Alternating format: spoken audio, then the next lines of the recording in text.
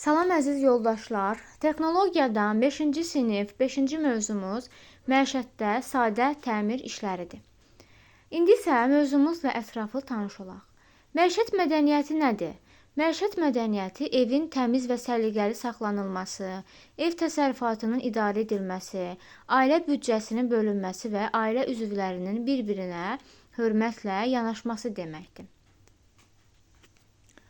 Daha sonra gəlin mebel furniturları ilə tanış olaq. Yəni, mebelin hissələrini birləşdirmək üçün xüsusi furniturlar lazımdır.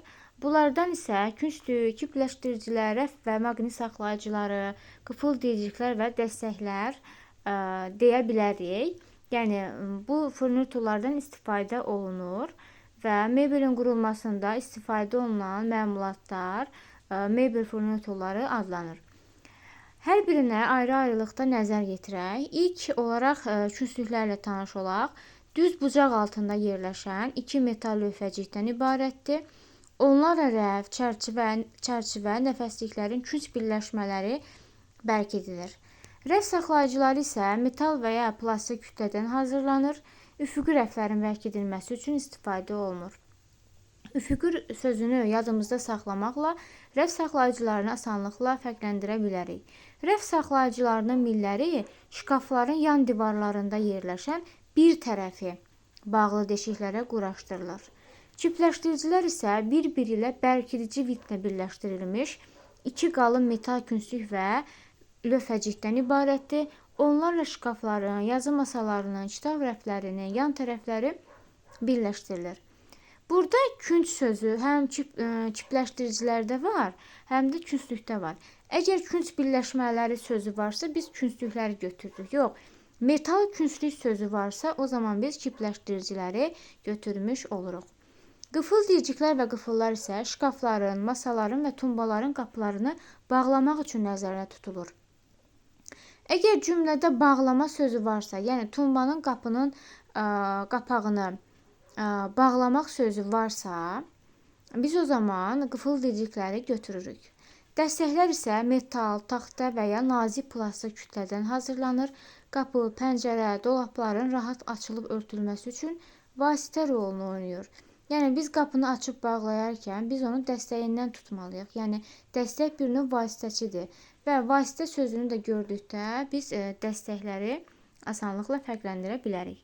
Bəs maqnit saxlayıcıları nədir? Şkafların qapılarının hərəkətli olmasına xidmət edir. İki hissədən ibarətdir. Maqnitli qəlibdən və metal lövhəcikdən ibarətdir. Şkaf, yazı masası, dolabların qapıları isə həncamaların köməyi ilə bərk edilir. Künclüklər, qıfıl deyiciklər, həncamalar və sair mebellər oduncaq üçün şurupların köməyi ilə bərk edilir. Mebeldən uzun müddət istifadə etdikdə mebel furniturları zəifləyir. Bu halda köhnə şurupları çıxarıb, ölçüsü daha böyük olanlarla əvəz etmək lazımdır. Əgər belə bir imkan yoxdursa, deşiklərə yapışqan sürtülmüş taxta milciklər, yəni mantarlar salınır, köhnə şuruplar onlara bağlanır. Maqnit saxlayıcılarının quraşdırma ardıcıllığı. Biz bu ardıcıllığı yadımızda saxlamalıyıq. Çünki testdə bu sual düşəndə yalnız bizdən ardıcıllığı istəmiş olacaq.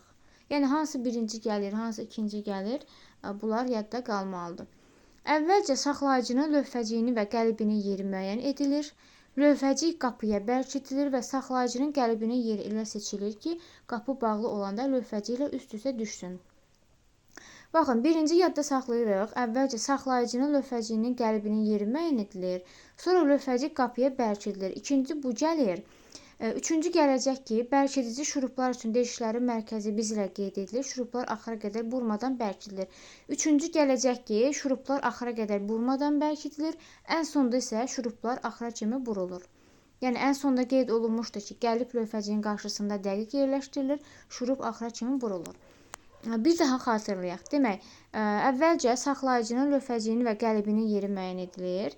Lövhəcik qapıya bərkidilir. Şuruplar axıra qədər burmadan bərkidilir. Şuruplar axıra kimi burulur. Yəni, bu formatda sual düşə bilər. Belə, əziz yoldaşlar, dərsimizin sonuna çatdıq. Əgər sizin üçün də faydalı oldusa, videomuzu bəyənməyi unutmayın.